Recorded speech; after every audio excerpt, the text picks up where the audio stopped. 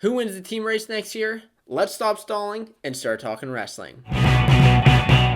What's going on, wrestling fans? My name's Josiah, and welcome to Fanco Wrestling. We're talking all about the latest going on in wrestling news, but in this way too early preview for next year, I'm diving into who I think will win the 2021 NCAA Wrestling Championships team race. Now, I've already done my predictions for every single weight, who I think is going to win 125 all the way up until heavyweight, but these are my predictions for the team race. Now, diving right into who I think is going to win as far as which teams are contenders. And you have to look at these entire teams as far as who's coming back next year, how did they do last year, what is their potential for the future, as well as which guys are they losing, so you can exactly decide what their potential points scored are. Now, I plugged all of my predictions into my personal NCAA scoring algorithm to come out with predictions that I used the exact same algorithm from my NCAA What If series to predict these champions for next year. Now, of course, in these honorable mentions right here,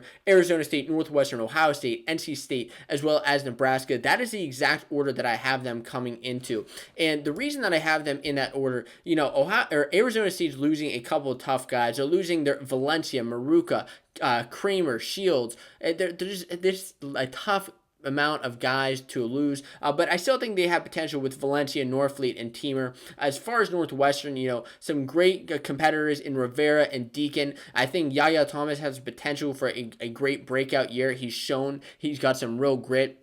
Ohio State, always a team in contention, especially next year with Sammy Sasso, Kayla Romero, Orr Smith, as well as Rocky Jordan. I'm excited to see how Rocky Jordan does, being the younger of the Jordan brothers. NC State, undefeated last year. You have the Highleys coming back. You have the Bullards coming back. You have 10 returners coming back. Every single guy is coming back to the team next year. Wow, that's going to be such a great season for them. In Nebraska, 7 guys coming back with Chad Red, Labriola, and Venz. But I know what you're really looking forward to is who are these top 5 teams? Who's going to make a top 5 finish at the national tournament? Number 5 is Oklahoma State. I have this team scoring around 70 points, between the 70-75 point range, with Dayton Fix being a favorite to win the title at 133 pounds. You'll also have Boo Llewellyn, Wyatt Sheets, Travis Whitlake, Dakota Gear, all in contention to become All-Americans in a very tough team next year.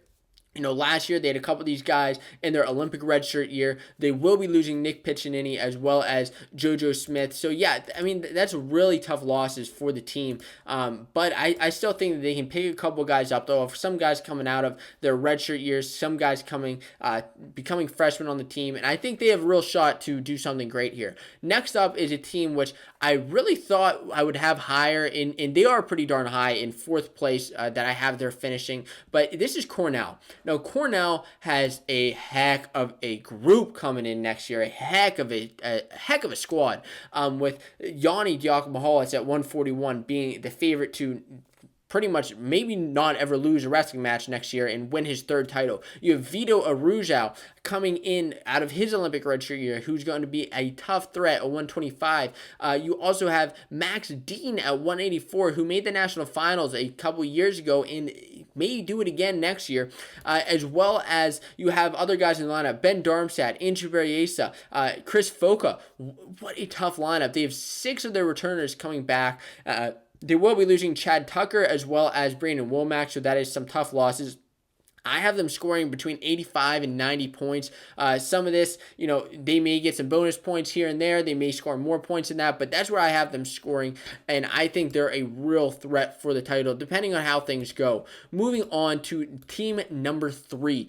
Who is going to place 3rd place? And this is where I have Michigan. Michigan has just a solid squad from top to bottom. They have so much depth, and I think that's what is really going to play into their favor. They have 9 guys returning their team in Stefan Micic, Logan Massa, Miles Amin, Mason Paris. All 4 of those guys are easily title threats at their respective weights, as well as you have Kanan Storr and Luan, who are coming back, and I think that's going to be tough. The main guy they're losing is Jackson Sturgout at 197 pounds, and I have him scoring between 90 and 100 points, which is pretty typical for a third place team, and right where I had them in range. The team that had wins last year over Michigan State, Minnesota, Northwestern, and Rutgers had a 7-6 record with most of their guys out because they were wrestling for other countries in the world, getting ready for the Olympics, and next year they should hopefully all be back and ready to win a national title. Next up on this list, number 2. Now, this is obviously where the big question is,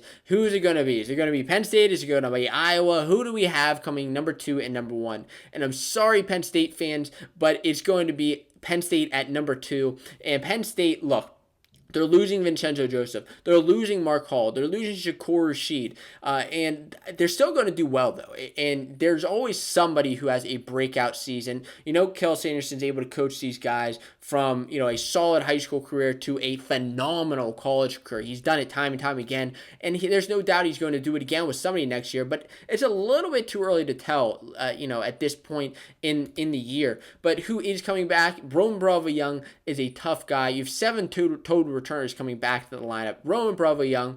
You have Nick Lee, who is going to have some tough spots at 141 with Yanni, but I still think he can do very, very well. Had a great season this year. Aaron Brooks, who is a solid favorite at 184. Greg Kirkfleet is a toss-up at heavyweight. You never know how he's going to do. Did well against Gable Stevenson in high school. How is he going to do in transition into college? Then you have other guys in the lineup.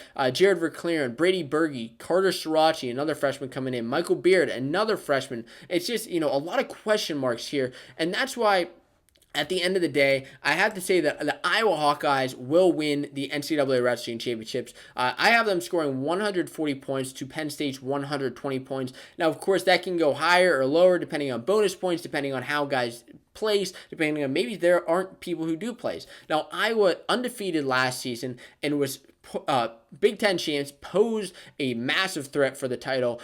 Who knows what would have happened? Unfortunately, we don't know. But next year, I have them as the favorites, coming with 9 returners next season. Spencer Lee, Alex Marinelli, Michael Kemmer, Austin DeSanto, all title threats. And then also you have All-American threats in Caleb Young, Abe Saad, Jacob Warner, Anthony Cassiope. The only guy they're losing is Pat Lugo, who, yes, was a favorite to win the title at 149, but, considering that they have all these guys back, Michael Kemmer getting his 6th year, everybody coming back for another season with the Hawkeyes, they are going to have such a phenomenal year. And I'm excited to see how college wrestling is next season. Now, if you did miss it, make sure that you check out the 125 through 157 prediction right here. You're not going to want to miss those, especially win the title. Who's going to win at 133? Dayton Fix, Austin DeSanto, RBY. Make sure you check out all that right here.